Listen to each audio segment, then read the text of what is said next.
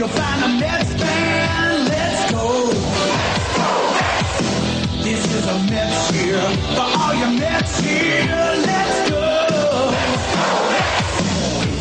Bring it home. Bring it home. Bring it home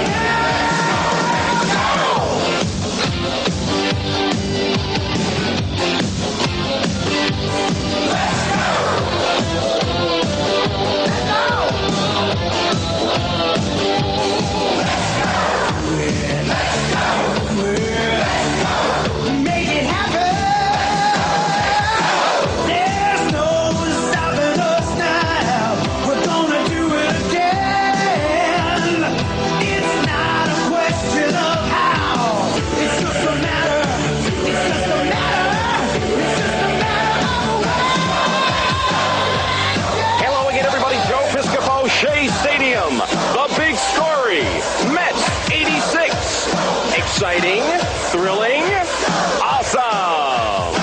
Let's take a look.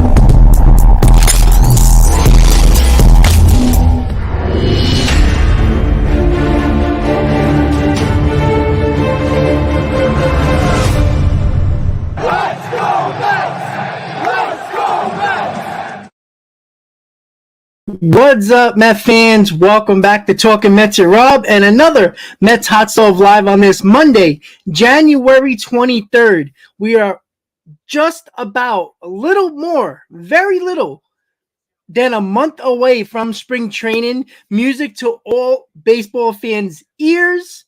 And, of course, the football gods decided to destroy everybody's hearts over the weekend as the Giants lost and the Cowboys lost. And, of course, the hated Philadelphia Phillies, the only team in the NFC East to be in the NFC Championship game.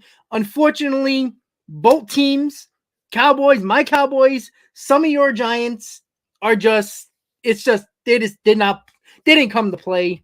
I mean, at least the Cowboys actually made it a game for the most part, but man, did the defenses suck for them both teams, man. The offense for the Cowboys, specifically the quarterback, and, of course, the defense of the Giants just gave no hope at all. And basically, it seemed, at least the Cowboys got into the second half before it just seemed to dwindle little by little.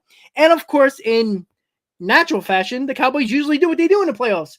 And the Giants weren't expected to be there. And listen, let's be honest. I have no love for the Giants, but they had a hell of a season considering the fact that nobody expected them to actually even have, 7 wins, if that. So it is what it is. Now we can all focus on baseball and talk about our Mets, and we could talk about rosters. That's why I put up that poll about which Mets prospects do you think is going to make the team.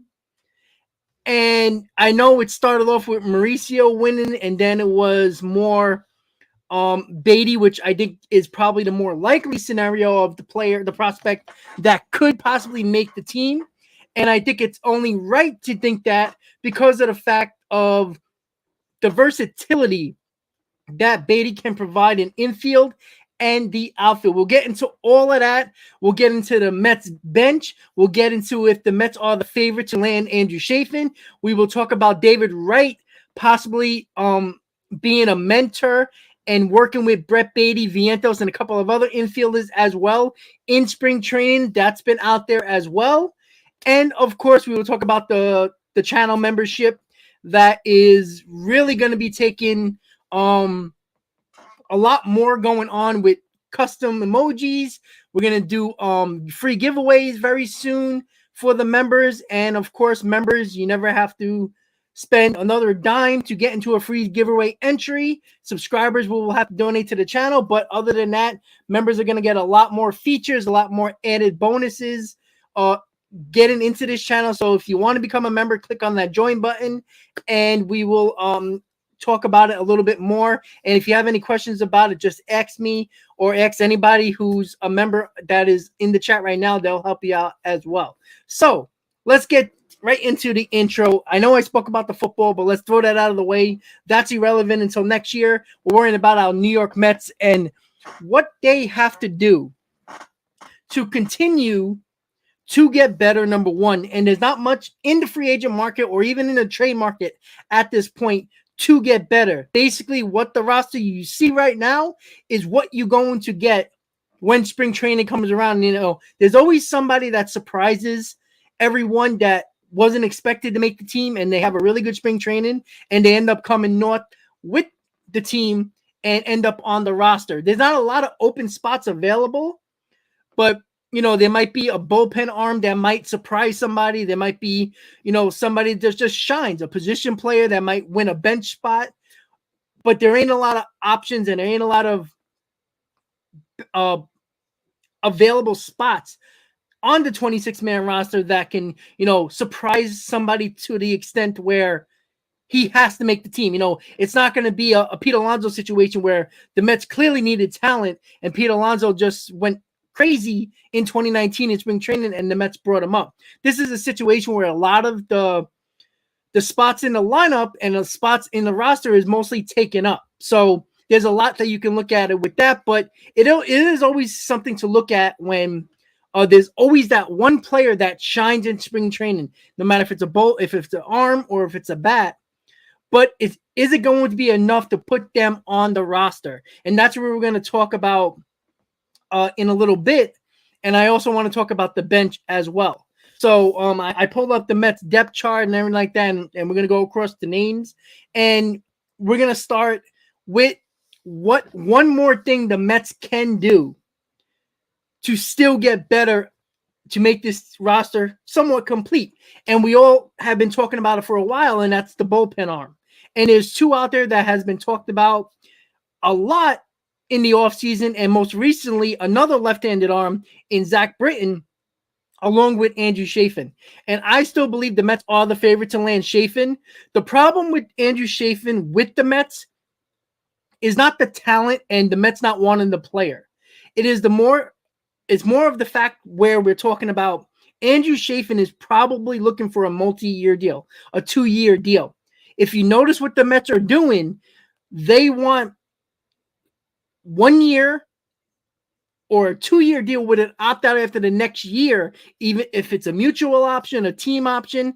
They have not been signing relievers to a 2 plus year deal. A lot of them, almost all of them, has been a 1 year deal, minus Edwin Diaz, and Ottavino is a 2 year deal, but it's still a 1 year deal because it's an opt out in there. So that's something that Chafin is probably looking for, and I don't think the Mets are probably so much inclined to actually give him that 2 year deal. In my opinion, I think you do it. I think Chafin's can make this bullpen elite. This bullpen can be elite with Chafin.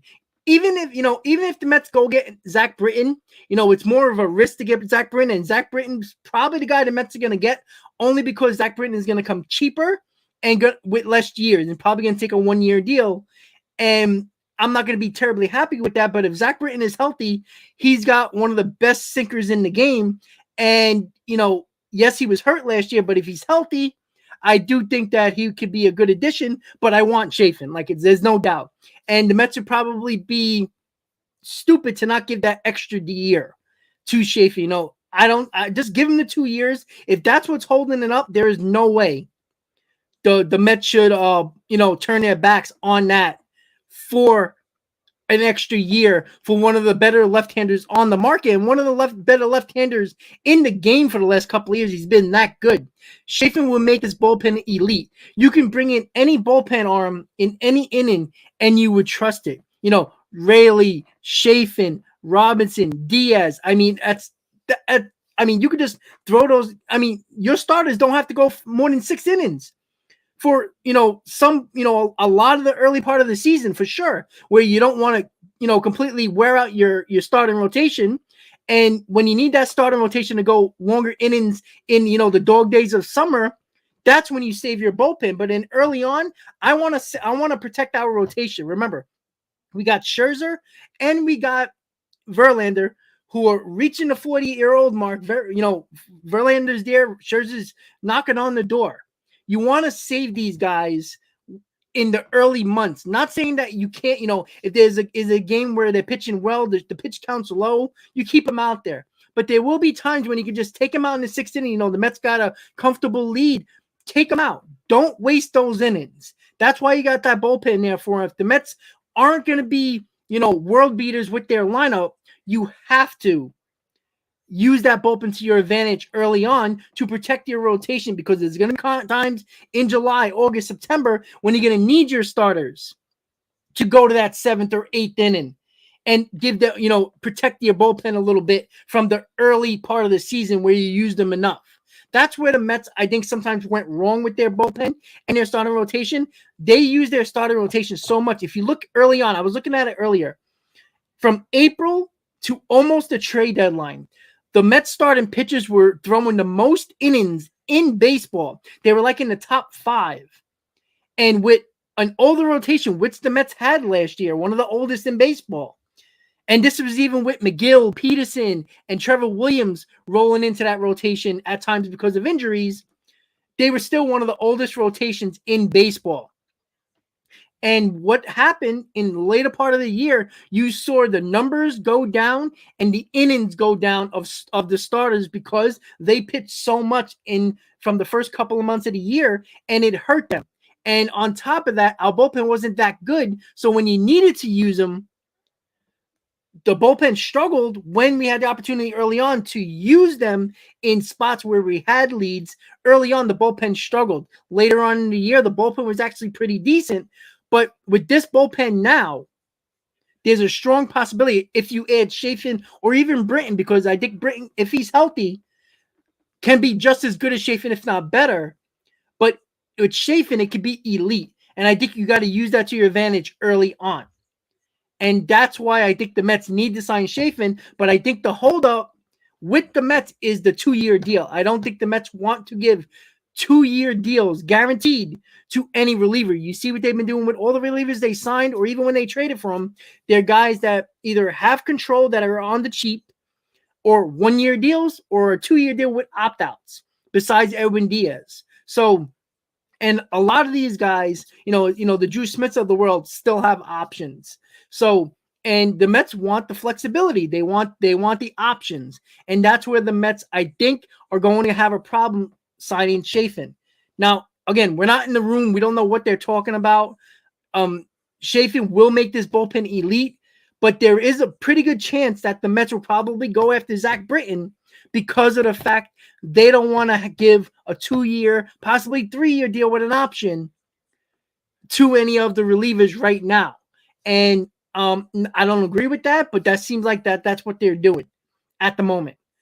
And we'll wait and see. We heard the Mets are in on Chafin, and I'm pretty sure the reason why the Mets haven't been even more of a favorite in on Chafin is because I think Chafin is looking for a 2-year deal, which kind of makes sense because he actually had a 2-year deal with Detroit with the opt out, and he opted out. So he's looking for a 2-year deal, and probably with a little bit more money. If I'm not mistaken, I think he made close to $10 million last year in Detroit. So I mean, you're not opting out unless you're going to get something more with more of a guarantee of like a 2-year deal and maybe a little bit more money. And I do think the Mets would be stupid to not give him that 2-year deal. Even if it is for like a $10, $11 million per year, I think it's worth it because that's a guy that you could throw in the 7th and 8th inning. You could throw him anywhere, really. But I love the fact to have 2 lefties and good lefties in the bullpen. I think it's so important to have that, and it hurt the Mets last year many times when he didn't have that trusted lefty to go to. They had problems, and I think even having one dominant one or one very good one is important, but having 2 that you can trust on a daily basis. If you got 2, you can pitch those guys. If it's sometimes you're like, oh man, we got to save this guy because you might need him the rest of the series. Now you don't have to worry about that if you got those 2 guys. You need to throw Rayleigh out there. You need to go in and in the 3rd. You got Chafin for the next game just in case. And I think it's so important to give them options to buck. The Mets can't mess around with that. If you're not going to go crazy with the lineup, which the Mets clearly didn't after Correa, it's a good lineup, but it's not a world beater. It's not a team that is going to give you 5 runs a game. They might do similar with around 3.5 to 4.5 runs per game, which is more than enough with a rotation that, if healthy, is pretty damn good. But remember, we do got 2 older guys that, if they're healthy, they're one of the best pitchers in baseball. But we still have to watch their innings. And, of course, with Kodai Senga, who is going to be the number 3 starter, who hasn't pitched more than, 140 innings in his career, you got to protect these guys early on and use your bullpen wisely early on, and don't make those starting rotation go more early on in the season. Use that bullpen. And then when you need those innings later on in the season, like around July, August, and September, you can stretch the starters a little bit more, and that's when you save your bullpen as well, when they helped you early on in the season with more innings. And that's where the Mets should be looking at. That's why Chafin is probably the missing piece in his bullpen, and it makes the most sense. So there we are with Chafin. That's what I believe, and I see you guys believe in that as well. I'm just looking at the chat really quick. Obviously, the Mets are going to have an innings limit on Senga. I mean, he hasn't pitched more than 140 innings in his career in Japan. So there's no way they're going to, pitch him, especially early on. They're not. I'm telling you, he's not going to go more than 6 innings. Very rarely he's going to go past 6. And again, it's going to be a pitch count situation for sure. They're not going to overdo it with him, and that's why the bullpen comes so much into effect, especially early on in the season, because of the fact that Senga is going to be on the innings limit, clearly, and you got to keep Scherzer and Verlander healthy. And remember, Scherzer didn't pitch opening day because he had a little bit of a nagging injury, came back, and remember, there was no DeGrom, so he just, was just pitching insanely crazy, and I think it hurt him later in the year. All right, give me a second.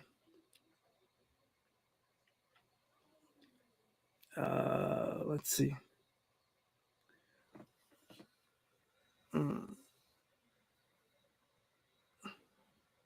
I'm just looking at the comments, guys. Give me a second. Joe, with Drew Smith, I'm not really sure. I'm assuming he's going to be a part of this bullpen, but you gotta look at what, you can only put so many men on a roster, right? 26. So, and a couple of guys on the taxi squad. So, it's hard to really think because how many guys can you actually have in your bullpen? If I'm the Mets, this is why the DH is so important now and why the Mets needed more of a trusted everyday DH. And I'm going to be very shocked if the Mets don't do a platoon at DH. But the problem with the platoon is that you got to keep an extra guy on your bench. And that could take away from an extra man in your bullpen. And I like to have extra bullpen arms. I think it's especially with the DH now, where you don't have double switches anymore like you did in the National League. When the pitcher used to hit, you didn't have a lot of late inning pinch hit situations. You don't have a lot of that now because 1 through 9, you got guys that should be able to control handle a bat, and you don't need a large bench like you did when in the prior National League. And that's why I think that Drew Smith is probably going to be on this team. I have no problem with the Mets going with an extra bullpen arm. Drew Smith can give you a couple of innings. And, there's a pretty good chance that McGill or Peterson are going to be a long man in this bullpen as well. And, there's only so many you can carry, right? So how many pitches can you carry? 11, 12? Maybe the Mets stretch it to 13, which is, it's probably where they're going to go between 11 and 13. But that's something that the Mets are definitely going to have to look at.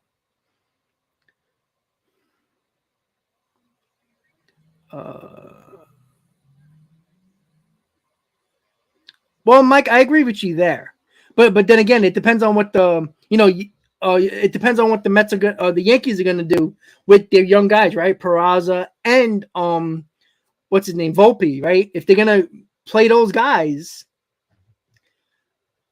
there's a pretty good chance one of them is going to end up at third base. So I don't think Machado. I don't think the Yankees are spending much more money, to be honest with you. To be honest, because they added another big contract with Rodon. They still got Stanton for many years, so I'm not really, and it is paid Aaron Judge, and I know a little bit of money's coming off the payroll, but you do got ARB eligible players also. So again, there's going to be anybody who can afford Ohtani is going to be in on Ohtani. If any of those teams are not in on Ohtani, there needs to be an investigation because of the fact that, that's why, it was clear what Cohen was doing with Aaron Judge, which was nothing. It was clear there was a little bit of collusion where we're not going after your players if you don't go after ours, right? That was basically probably, under the table handshake from those two guys. But if a team that can afford them is not going after Ohtani or even Machado, if it's now Ohtani's a different story because, if you need a pitcher, you go after Ohtani. If you need an outfielder, you go after Ohtani. You need a big time DH, you go after Ohtani, right? Machado's a little bit different. If you got a third baseman that is trusted and that if it's a big time prospect, the Mets have one, but again, they were going after Correa and had no problem pushing aside Beatty as well. So if you need a third baseman at the star caliber level that Machado is, you go after him, right? There's going to be numerous teams for that. I do think that the Mets are going to go after both of them. Will they get both of them? Probably not. But again, after what Cohen went through with Correa this year, and because it was so late in the free agency, if this Correa thing happened early on in the offseason with Correa, and there was a lot more guys available, like Trey Turner and more guys that were available, big on the market position player-wise, I can guarantee you Cohen would have went crazy for that available guy. But because it was so late in the offseason, Cohen had nowhere to turn on the free agent market where he can just throw money at a player. I think he's going to go after both of them. And that's just how I feel. Not saying he's going to get both of them. But, Machado, if you hear him speak many times about Buck Showalter, he loves Buck Showalter. So that could be a thing. And it's not like money's going to be an issue with the Mets. So that could be a possibility. Ohtani, nobody knows what he wants to do, right? He went to the Angels because he wanted to be closer to home. And the West Coast is clearly closer to home to Japan. But that was before he knew he could perform in the major leagues. Now I think he's more comfortable knowing that he's a star in the league. I don't know if it's that much of a big deal at this point now, where I think that, there is a relationship with Billy Epler, something that you have to look at as well, that I think is not something to just blow over because of the fact that 2 times the biggest stars over the last, 15 years that came over from Japan in Hideki Matsui and Shohei Ohtani was because of Billy Epler. And you're trying to say, oh, wait a second, Hideki Matsui went to the Yankees. Yes, but assistant GM Billy Epler under Brian Cashman was the one who went to Japan, spoke to Hideki Matsui, and got a good relationship with him, met his family, everything like that. So Billy Epler was a huge part of getting Hideki Matsui to the Yankees, and he did the same thing with Shohei Ohtani.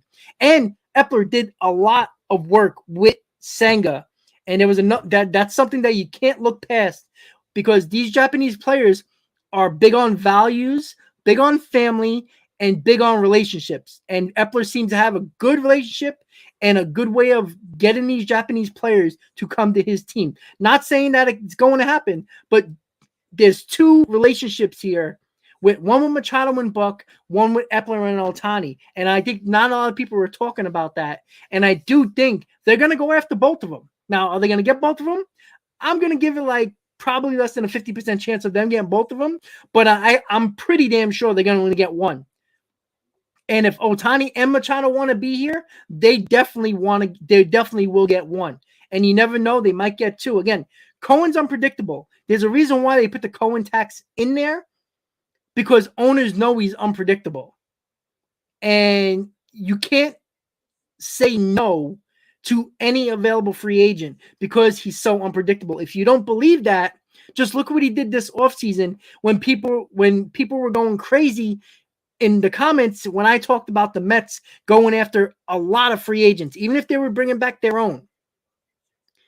They had to sign a lot of free agents, which was going to cost a lot of money because of the fact that the Mets had a lot of free agents coming off their roster from their own team. So the only way you replace those guys is paying guys on the free agent market. You can't make tons of trades to replace those guys because you still need to put a roster together.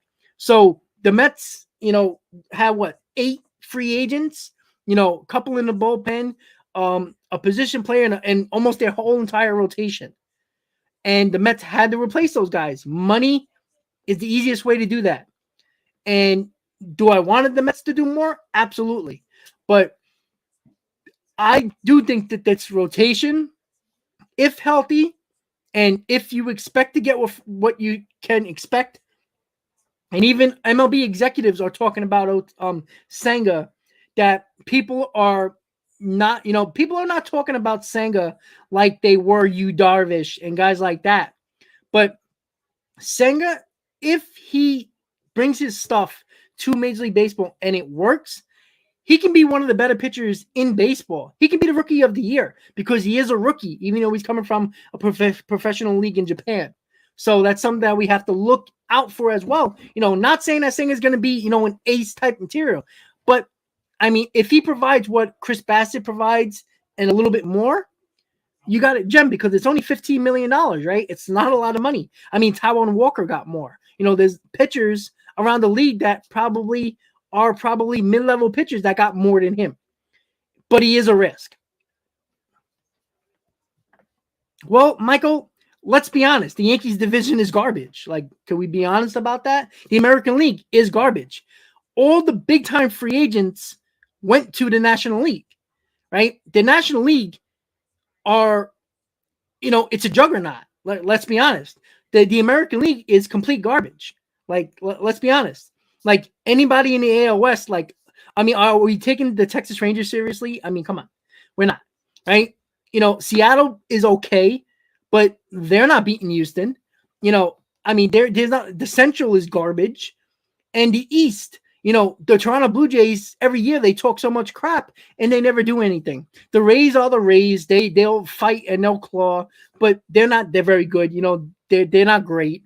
And the Orioles, who were supposed to be big spenders on the free agent market with pitchers, they got nothing. So, I mean, obviously that's not a hard comment to say. The Yankees should win that division because the AL East is terrible. And the NL East is one of the best divisions in baseball, considering the fact that you got 2 in the NL West, you got probably 1 team in the NL Central in the Cardinals, and everybody else is in the NL East. That's why last year, the same 2 teams in the Yankees and the Astros, there should be no reason why those 2 can't be in the AL Championship Series again, because of the fact that the American League sucks. And now that the balanced schedule is here, now the American League teams actually have to face more National League teams and a more balanced schedule. So it'll be very interesting to look at and to see, because a balanced schedule now is a little bit better when it comes to providing everybody in your division, everybody's playing similar teams. And I think that's huge because, like certain times, like the Mets for many years would face the Yankees 4 to 6 times a year when the Phillies and the Braves did not have to. Like, that is already not fair, right? I mean, that's obvious. And that's something that I do think that, people didn't talk about a lot, it was annoying because a lot of the times, clearly a lot of the times the Yankees were better than the Mets. And now the Phillies and the Braves would face somebody else from the AL East, like, the Rays when they were really bad, or the Orioles when they were terrible. So they would get them 4 or 6 times when the Mets were playing the Yankees. Not fair, right? I mean, nobody's crying about the Mets here, but it's a fact. Balanced schedules are more important. And I think it's going to be a huge difference. Rodon is not a move that's putting MLB on notice, right? I mean, you are scared of Carlos Rodon. I'm not scared of Carlos Rodon. I know who said that. I didn't say that at all. I mean, I don't. The Yankees didn't need pitching. Like, the Yankees had really good pitching last year. That was the starting pitching wasn't their problem. The problem was their offense, and they're going with basically the same lineup. And if it wasn't for Judge having a historical season, they would have probably won 90 games and probably been a wildcard team if they were lucky. So, and everybody, you can assume that Judge is gonna hit probably 10 home runs less, maybe a little bit more. He might be in the high 40s. And that's 12, 13 home runs less, maybe 15 home runs less with less RBIs. So, that's something that, where are they getting that offense from? That's, the offense is the problem. The pitcher was never the problem. And people keep on talking about, Verlander is old, Verlander is this. Well, you know what? Verlander, for the most part, stayed healthy for the last couple of years, besides Tommy John surgery, which seems like every pitcher gets.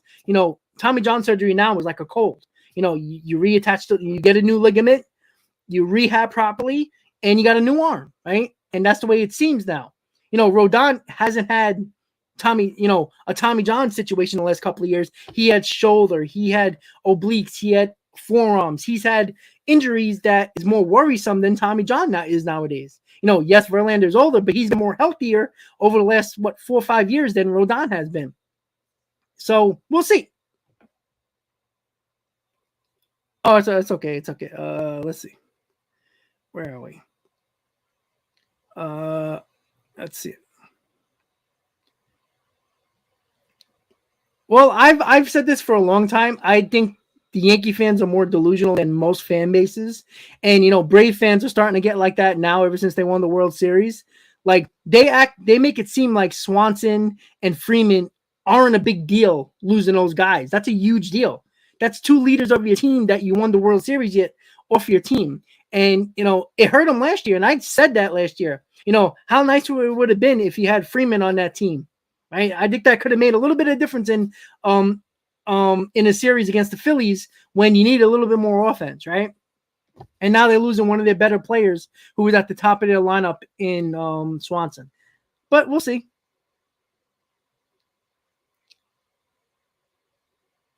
Home slice, yeah, I talked about Chafin. The only thing that I think is holding it up with the Mets is the fact that they don't want to give a 2-year deal with Chafin. That's the only thing, and I think Chafin wants a 2-year deal. Sorry, guys, hold on. Somebody just said a trade. I'm looking at it right now. Hold on. All right, not a big trade, but the Twins are acquiring center fielder Mike A. Taylor from the Kansas City Royals. There, so nothing crazy, but it's an interesting. He got speed. He's center fielder, so that's interesting in them. So, best bench in Major League Baseball. I thought the Mets had one of the best benches last year in baseball, and we saw it early on. Anytime the Mets put Jankowski, Guillorme, anybody, Nito, it didn't matter. The guys performed. And it is very interesting, the fact that the Mets bench, and I pulled up the Mets depth chart. Let me just pull it up really quick. So just go really quickly on it, just to look at it really quick. So let's not talk about the pitchers yet. We're going to talk about, so, you got the catchers, you got Narvaez, you got Nito and Alvarez.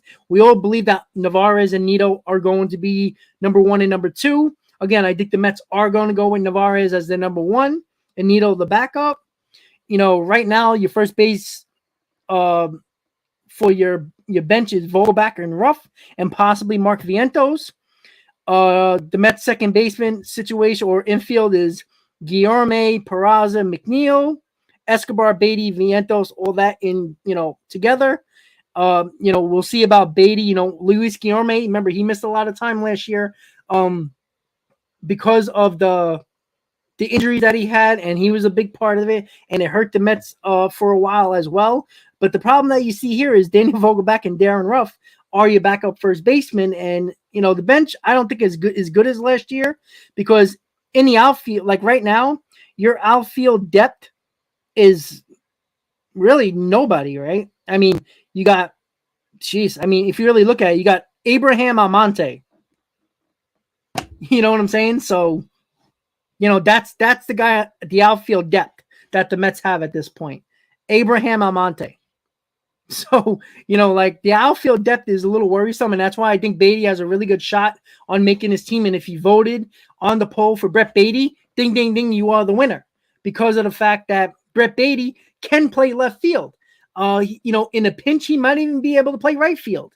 And Canna is kind of a guy that could play center in, once a week or something like that. If you need to give him a day off, you can put Beatty in left field. That's why I think Beatty has a real shot. If he shows he can use the bat well in spring training, I think Beatty can make the team.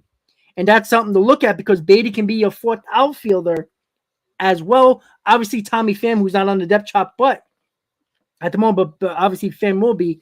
I do think Beatty could make the team, because he's another guy like Pham that can play multiple positions, and a guy that I think Beatty is going to surprise a lot of people with his bat, because I said this over and over again. Brett Beatty is going to be a better overall player than Francisco Alvarez. And I'm talking about average. I'm talking about RBIs. I think this kid is a run producer.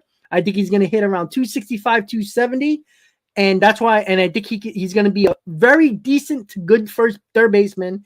And if you put him in the outfield, he's going to be perfectly fine there, because of the fact he's played there enough in college and also played a little bit in the minors with the Mets as well. So I do think he is going to be a very, very, very possible piece. He might be the last man on that roster that makes the team. And I would not be shocked if Brett Beatty shows, because he's been talking about it when they've been questions asked him. He says when the Mets were on the verge of getting Correa, he says, all right, put me in left field. I'm ready. So, and the Mets already said they're giving Brett Beatty all the chance in the world to make this team. He's going to compete with Escobar for third base. And if Escobar shows he can still be the Escobar we were getting like he was in September, or at least somewhat of that, Beatty can always be a left field option as well, and possibly a fourth outfielder as well.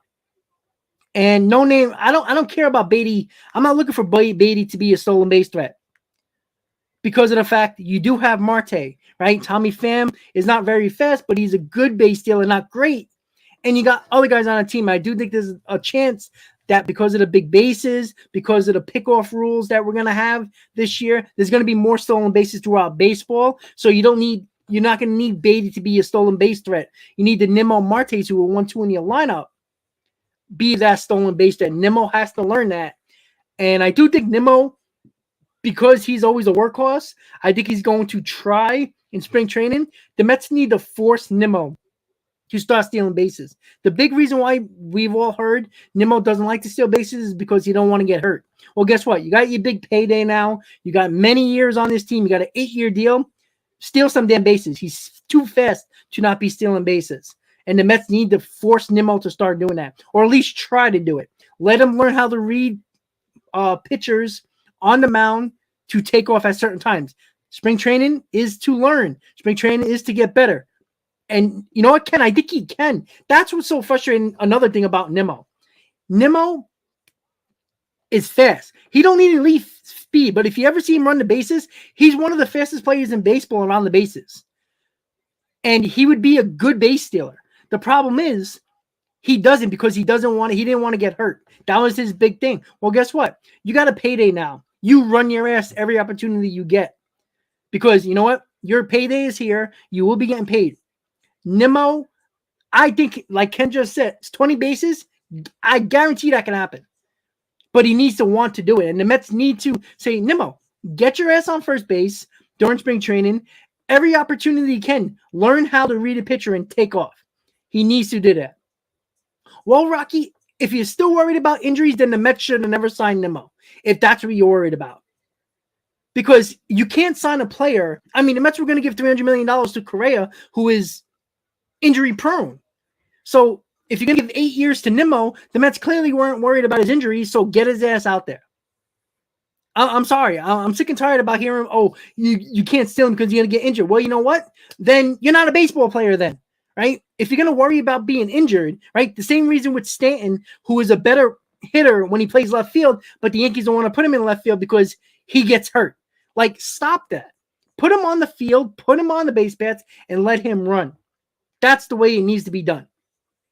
Right? Don't give him an ultimatum. Let him learn to steal bases. That's why you're there at spring training. You gave him an 8-year deal. You trusted him with a contract. You tell him what to do. Put the steal sign on. Let him do it. That's what spring training is there for. That's what spring training is there for. Well, no name. Mauricio has the speed and the power, but guess what? Here's the problem. There's nowhere to play him. There's nowhere to put him.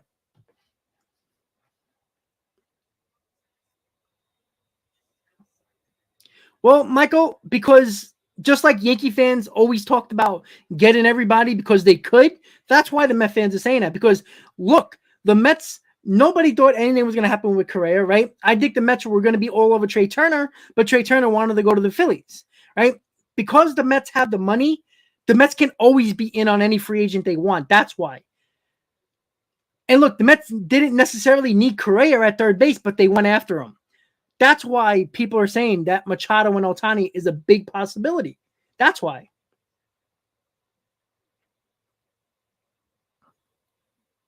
Well, home slice, you know what? He better steal. Like, there should be, Nimmo shouldn't be saying no to stealing bases. Like, the one thing that I think Nimmo can get extremely better at is stolen bases. If he does that, I mean, Nimmo can be extremely deadly on the offensive side of the ball. And you know what? He's your leadoff hitter. We need a little bit of speed. Look, when pitchers don't have to worry about Nimmo stealing, they focus more on the batter. You know how many more fastballs, more balls down the middle Starlin Marte would get? Who is one of your better hitters average-wise, who puts the bat on the ball. Now that if there's a threat with Nimmo, pitchers are going to be concerned about Nimmo, so they might hang a pitch over the plate more often than not to Marte, who is a beast at the plate. That's something that Nimmo has to do. Like, the Mets trusted him with a big contract. Nimmo's got to start doing that. If the Mets don't ask Nimmo to start stealing in spring training, they're doing themselves a disservice. And that's something that the Mets need to do with Nimmo. And I think everybody can agree with that. Explosive with Max opting out. Listen, Max is not going to get more from anybody else. I don't care if he has a great year. Nobody's going to give him more money than what he's already making. He's not opting out. He's not. I don't care if he wins the Cy Young. Nobody's going to trust that he's going to do it again. Let's see. Michael, he said that prior to coming to Major League Baseball. And I told you why he said that. And Ohtani has never said he didn't like New York.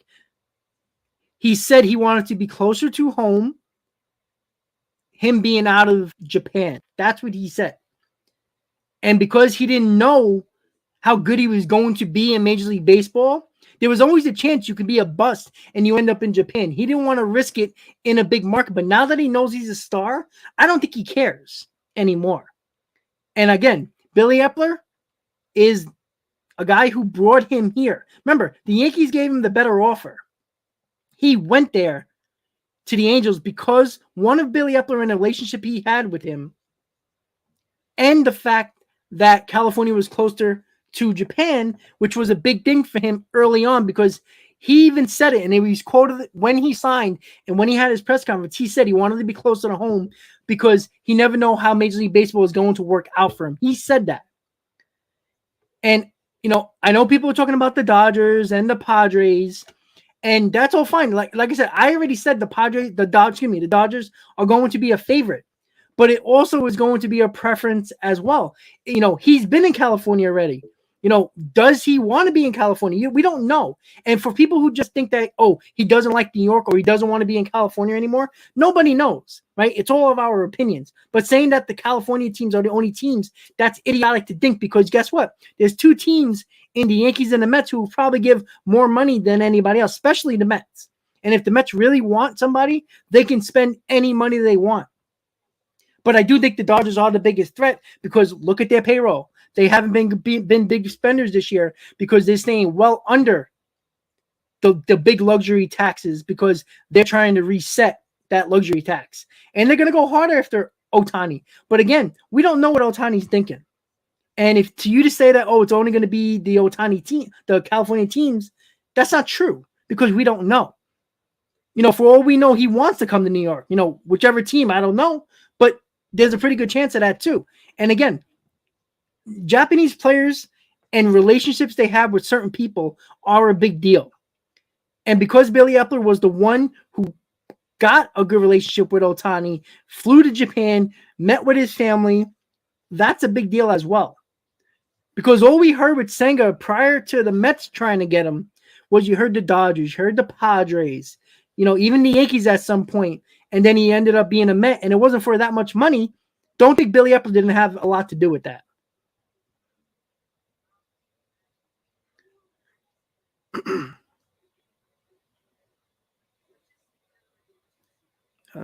Hold on, I'm sorry. I'm looking at the comments, guys. Hold on. Ohtani's not going to be a Yankee. I don't think that at all. I think the Yankees are so hamstrung on money now, and they're so close. They don't even want to. They didn't want to sign anybody to go over that first luxury tax. I don't think they're going to do it this time. I just don't think so because they just gave another big contract to Rodon. You're still paying Stanton. You're just paying Judge now. I don't know. I doubt it. I really do doubt it. If Ohtani really wanted to be a Yankee, he could have been a Yankee for probably a lot cheaper than what he's going to get paid now. Well, that's what a lot of people are thinking. When it comes to Ohtani, is that the Japanese demographic is huge in California, but it's actually very huge in New York. Like not we all hear about the Lunar New Year and Chinese New Year and all that stuff like that. There's a huge Japanese market, and I'm telling you right now, don't think for a second that Epler and the Mets are not going to use that to their advantage.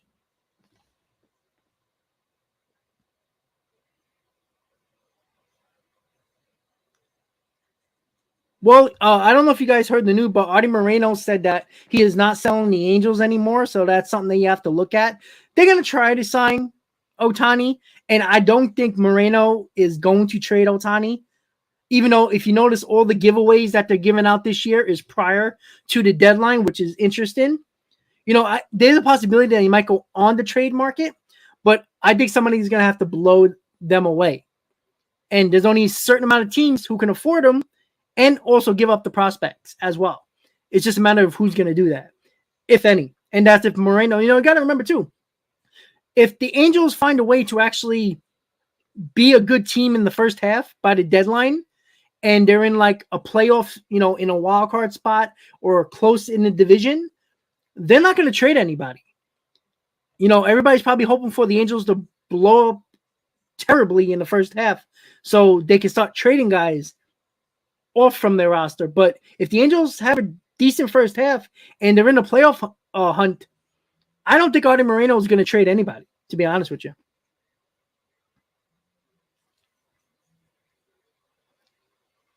Michael, you could say that, but you're saying he won't go to the Mets, but he's going to go to the Yankees, right? The Yankees, year by year are using all their, the pinstripes aren't as, fun as they used to be. You know what I'm saying? Like, really, like, and the Yankees already shown you they're not spending money like they were 5 years ago, let alone now, right? They signed Rodon and they didn't really need Rodon, which they could have spent $160 million on a better offensive player. They didn't do that. And, people are still underestimating Steve Cohen. I'm telling you guys, Steve Cohen is pissed off about Correa. And I'm telling you, if he has to go $550 million, I don't think anybody's getting close to that number. Yeah, Trout has a no trade clause, but I think Trout, if it's somewhere in the East Coast where there's a trade out there on the East Coast, he'll go there. Obviously Northeast. I think he'll go there.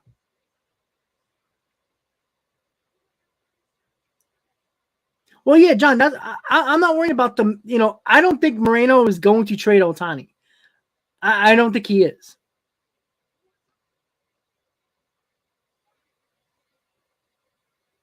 Oh, sorry, Michael. There was another Michael on here. I'm sorry, Harvin. I'm looking at the comments, guys. Give me a second. Yeah, John, Moreno hates Cohen, and that's well established. But, again, if Ohtani becomes a free agent and he doesn't get traded, it doesn't matter what Moreno thinks, right? And I'm telling you this right now. Moreno is such a guy that is going to keep Ohtani. If the Angels are sniffing the playoffs, either a wild card or division during the first half, and at the trade deadline they can make the playoffs, he's not trading anybody. I don't, because now that he's not selling the team, he's probably going to make moves at the deadline if this team's close, and he's not going to trade his biggest draw. And let's be honest, Trout is a Hall of Famer, but Ohtani is the draw in Los Angeles in the Angels now, not really Trout.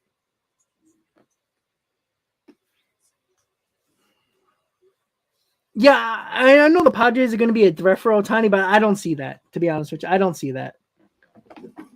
I think the Padres are doing that just to try to, mess around with the Dodgers a little bit. I don't think the Padres – I think the biggest threat is going to be the Dodgers, because look what they're doing with their payroll.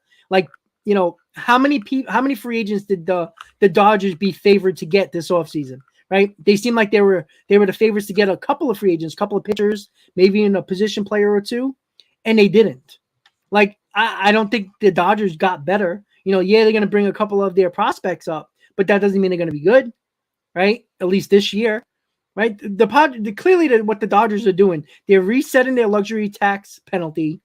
They're staying under the limit, even the first limit, and they're going to go hard after Ohtani, clearly. Everybody expects Ohtani to get the first $500 million contract. The problem is, I think Cohen is going to continue to raise the price, and there's going to be hardly anybody that's going to get close to what Cohen's going to pay. Look, he was willing to give – if you're going to get Correa, he was going to be he was going to be close to $1 billion in paying contracts this offseason. Nothing's going to stop him. And oh, by the way, he just made $2.4 billion in profit this year at his hedge fund, which was what he bought the Mets for. So this guy is not going to stop. And, there's no collective bargaining agreement this year in this offseason. So it's not another tax can be put by owners because of the fact the CBA is already signed and delivered. So there's only that luxury tax that we know Cohen's going to go over. So we'll see. It's going to be a very interesting offseason. But listen, I think, obviously Ohtani is the main prize, but nobody's going to be mad if the Mets get Machado, because that's a welcome addition to this lineup. And I think the Mets are going to be fine in the rotation, because the big draw of Ohtani is because he can be a top of the rotation starter and one of the best hitters in the lineup. That's the draw. There's going to be a point in the 10, 11, 12-year deal Ohtani might get where he's not going to be a very good pitcher anymore. So he's just going to be a hitter. You're paying that $500+ million because he's a dual player. So that's why teams got to be careful with that as well. But I do think the Mets are going to go after both of them. We'll just have to wait and see. It's going to be fun. Like we think this offseason was fun. Wait until next year. I mean, seriously. I mean, I might have to do I might have to do a 24-hour live stream. Who would want that, right? You get to see my face for 24 hours. You can get to see me eat, drink, everything. It's going to be a fun time. That's what I should do, right? The first 24-hour live coverage in MLB free agent frenzy. Who would like that? Let me know in the comments. I'm curious. That would be something. Michael, I agree with that. I think Soto's going to end up with the Padres for a long term. So let's get to the other topic, which is Wright teaching the prospects, right? One of the last topics of the day. The Mets asked David Wright to, be a mentor, work with Beatty and Vientos, and which kind of makes sense, right? That's who you would want to see. I don't know if Wright seems like he's just he's been an advisor where he shows up every now and then, but the Mets actually want him to be, an advisor that sticks around in spring training for the entirety of spring training to work with Beatty and Vientos. Wright's in like his life mode, living mode, with his daughters and his wife, living the LA life. He's just completely away at baseball.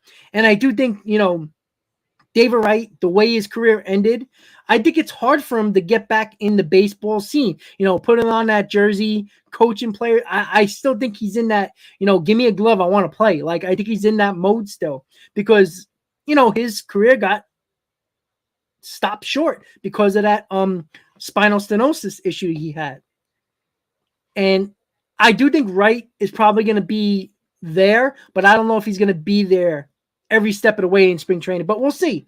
I think that would be great. I mean, he can only help Beatty and help Vientos. I mean, he's not going to hurt him. And the Mets asked David Wright. We'll see if he does. We haven't heard anything about that, but I'd be shocked if David Wright just completely says no. So we'll see if that happens. I am going down to spring training. Again, we'll have a couple of live feeds there. Hayden is obviously living in Florida. He's going to be running down there. So, we'll have a couple of live streams with them. Obviously, my boy Mike most likely is going to spring training as well. So, we'll have a couple of live streams from the field and, when there's no game in it, the teams are at the facility, spring training facility, and you can walk around the facility and go to all the fields that they have there, which I did in 2018, before COVID, because they didn't have that the last time. You can walk the spring training facility and go to every field you want. I remember in 2018, I saw Matt Harvey and who the hell was hitting? Oh, I'm sorry. Jacob deGrom was pitching to, who was it? Who was it? Or I forgot who it was, but it was somebody prominent. I think it was like Cespedes or something like that was coming back from injury. I think it was Cespedes or somebody. And it was just great. It was fun to see in the backfields of the facility. It was just perfect. I'm gonna find the video and I'm gonna post it because I had my GoPro on my cap and I was just walking around the facility. So we're gonna do that. Definitely gonna do it this year too.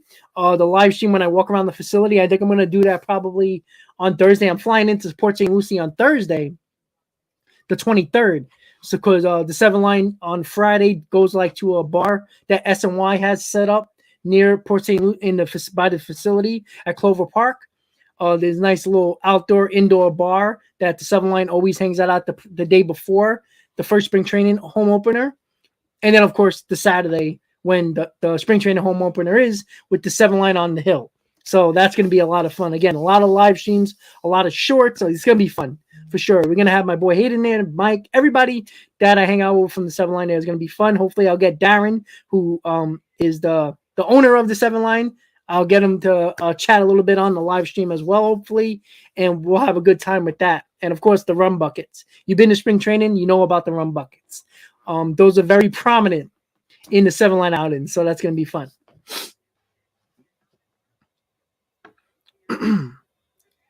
Let's see.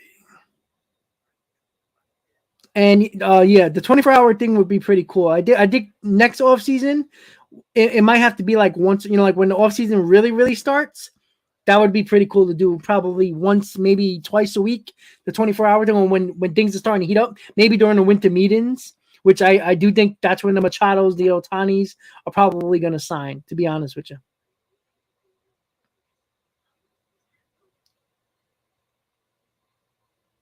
I'm just checking the comments, guys. Sorry. I think I'm going to put a poll on my community page about doing a 24-hour live stream during the 2024 MLB winter meetings. I want to see the results of that. That would be pretty cool. Well, the Mets do have a lot of guys in the World Baseball Classic. Again, I'm not thrilled about that. I don't really care. Just hope the Mets guys don't get hurt during that. That's the only thing I care about. But I don't really. I would watch it because it's cool to see sometimes. But other than that, I don't really care, to be honest with you with that. Well, Michael, if you heard the GM, Cashman, he already said Aaron Hicks is going to get the opportunity to play left field. That was his quote. I'll read the quote to you because they said it on SNY when I was watching it. Well, let me see. Brian Cashman quote Hicks. Let's see here. Yeah, here we go. This is what he said. Where is it? Hold on. All right. So this is what Brian Cashman said the last time he spoke. It was a couple days or even yesterday. I suspect he will be the guy that emerges in left field because he is still really talented and everything is there. Hopefully we can get the Aaron Hicks we know is in there back as a consistent player for us. That was quoted by Cashman. Again, when Cashman is stuck on a player, we saw this with a couple of the prospects. When he's infatuated with a player, especially a guy that he trusted and that he either signed or brought in, we saw this with Gary Sanchez, we saw this with Torres at shortstop. Donaldson and Hicks is Brian Cashman's baby. He is not going to say he's going to give every opportunity to prove Yankee fans wrong. That's what he's doing. Brian Cashman has been, putting his feet to the fire the last couple of years because of sticking the players way too long. And he's going to do that with Donaldson and Hicks. And listen, Donaldson couldn't be as bad as last year. Maybe he'll be a little bit better or maybe he can be a little bit worse. I doubt it. I think Hicks is a little bit healthier. He could be okay. But again, if you're going to go with Donaldson and Hicks on the left side of the field with third base and left field, good luck. They better hope the Toronto Blue Jays don't find the talent and don't find the wins that they need to win the division. Because if Toronto finally, all that one team needs, like, that 1 year, like when there's one team that finally clicks in their head and they start to play well all around, the Yankees better hope it's not the Toronto Blue Jays because their lineup is talented. Their rotation was supposed to be better than it was. The big problem last year was the Toronto Blue Jays rotation. They didn't pitch as well as they thought they were going to. Their pitching hurt them a lot. It wasn't the lineup. They were scoring runs, but they were giving up a ton as well. And I do feel like if the Toronto Blue Jays find their footing, I think they can really be a pain in the ass for the Yankees and the division. That's the only thing that I think the Yankees don't worry about. If that don't have to worry about. If the Toronto Blue Jays find a way to figure everything out, because they got the rotation and they got the lineup. And let's be honest, if the rotation and the lineup, I think the Yankees rotation is better. But if the projected rotation for the Blue Jays pitches well, I think the lineup is worlds better than the Yankees, and they're going to have a problem.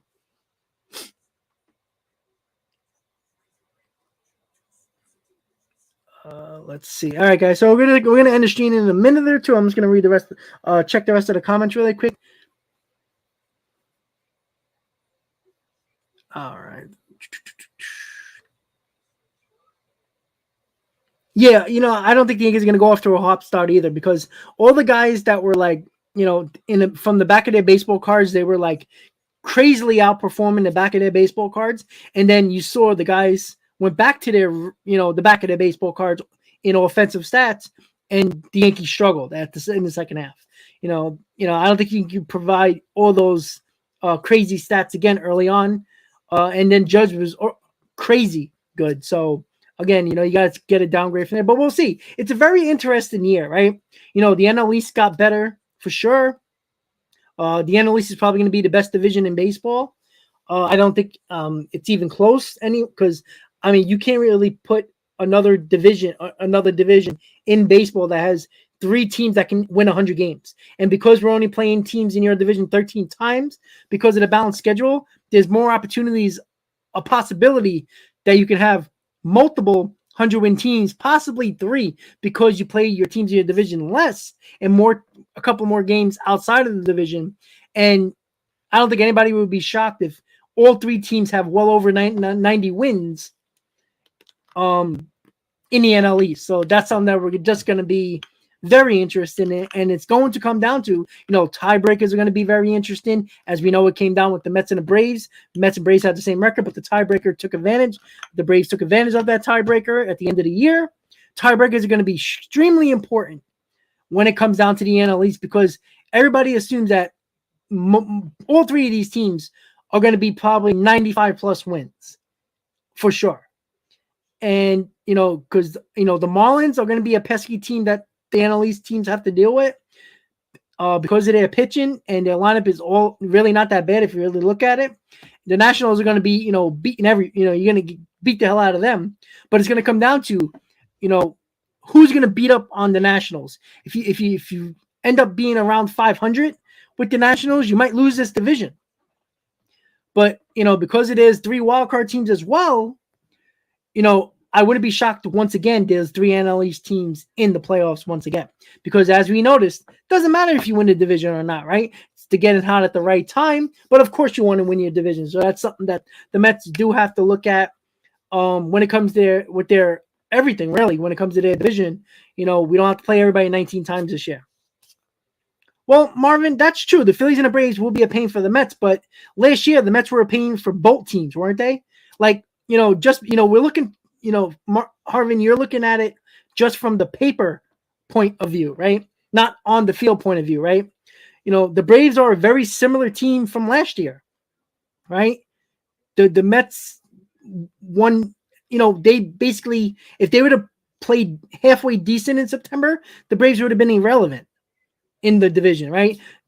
I still think the Phillies aren't as good as everybody's bringing them out to be. Just because they made the World Series doesn't mean they're the best team in baseball all of a sudden, right? They got hot at the right time. They're not going to have Harper for a couple of months. I don't think their rotation got better. I said this again and again about Taijuan Walker being in Citizens Bank Park. It's going to hurt his numbers. He's a guy who I think always fit a bigger ballpark. And I think Taijuan Walker is going to have close to a 4 ERA with the Phillies, and he could possibly be either number 3 or number 4, most likely, probably number 4. And Suarez, who is a really good pitcher, as a number 3, I think is a good guy in the rotation. But again, I don't trust Aaron Nola for, Philly fans can tell you all you want to talk about, right? I had a fight with Philly fans last year. All they talked about was Aaron Nola, and Zach Wheeler took the reins from the ace from the rotation right away. Nola is a guy that I don't think is, he'll have his gems every now and then, but when it comes to a big game, he chokes every single time. So I don't think Trey Turner is a huge addition because the big problem with the Phillies last year, they couldn't get on base for their big boppers. If you look at the Phillies, they were in the top 5 in solo home runs last year, along with the Yankees, because they couldn't get guys on base. Like, if Judge hit 62 home runs, he should have had 180 RBIs. But he hit so many solo home runs, it was ridiculous. And that's something that Trey Turner is going to help him with. But Trey Turner also adds close to 200 strikeouts as well. And that's the 2 biggest things that the Mets took advantage of last year with the Phillies and the Braves. They struck out a ton. And just because you hit home runs, it always doesn't help when you strike out the guys too. The Mets were in the middle of the pack in strikeouts, and the Braves and the Phillies were way up at the top of the list. So we'll see. Again, it's going to be a fun NL East, and you're going to have Philly fans, you're going to have Brave fans, you're going to have Met fans saying we're better, but it's going to come down to record. I don't care what anybody says last year. If you have the better record in your division, you're the better team. I don't care what it says on paper, right? The Braves and the Mets had the same record. but the Braves won the division from a tiebreaker. But record-wise, we were the same. And the Phillies made the World Series, so you can't predict anything. You could just hope for the best and hope for health. And that goes for every fan base. So we'll see. So everybody, with that said, if you want to become a member of Talking Mets with Rob, just click on the join button, go to the channel page, click on membership, click on the membership. You would want a monthly membership. You automatically get into any free giveaway I do on this channel. You don't have to donate to the channel if you are a member of the channel because you already have a subscription. So any giveaway, you automatically enter to win.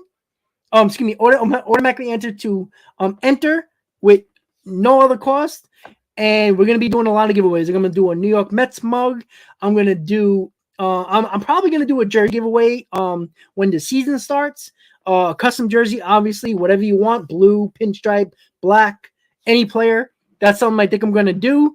So members, you don't have to pay a dime, except for the subscription that you're already currently doing. And subscribers are gonna get in the mix too. You would have to give a donation to the channel to enter. And again, it's like a $5 donation to the channel, and you can enter as many times as you want. Every $5 donation is another entry. I think somebody last time, I think I did a mystery box with like about $120 worth of stuff in a box. They got 10 entries. I think they gave like $50. So that's something for subscribers who are not members that can join the entry as well. Ken, you don't get a car. This is not Oprah, okay? No cars. Everybody don't get everything.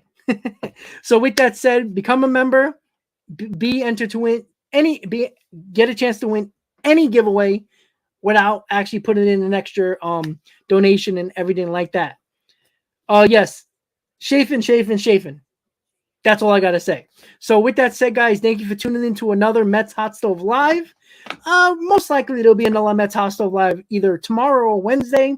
If there's any news with Chafin or Britain, we'll bring it to you here on the channel. The weeks are getting closer and closer to spring training. So everybody, have a great night. Thank you for tuning in to another Mets Hot Stove Live right here on the channel.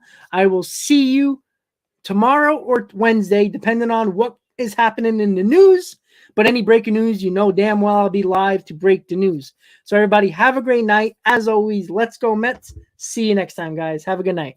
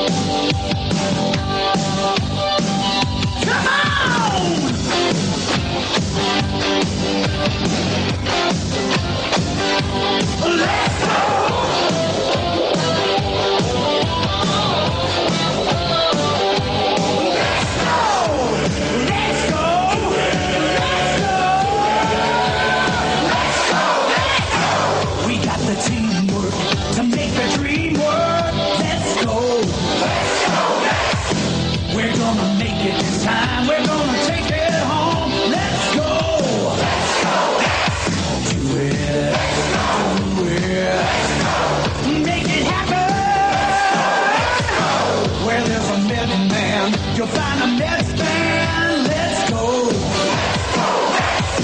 This is a Mets year for all your Mets here. Let's go.